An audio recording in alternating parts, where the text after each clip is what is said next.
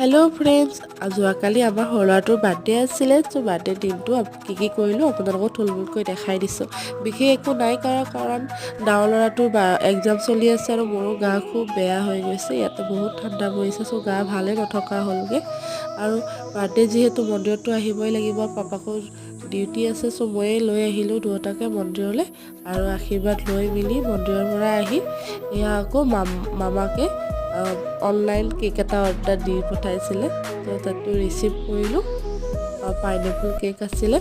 তো এয়া সন্ধিয়া মানুহজন আৰু মই মিলি বাৰ্থডে অকণমান থুলমূলকৈ আয়োজন কৰিছোঁ, তাকে ৰেডি কৰি আছোঁ। এয়া বিশেষ একো নাই, সৰু ল'ৰা ছোৱালীখিনি আমাৰ ওচৰৰে আৰু ডাঙৰ ল'ৰাটোৰো ফ্ৰেণ্ড আছিল। Happy birthday to you. Happy birthday, happy birthday, happy birthday. Acha,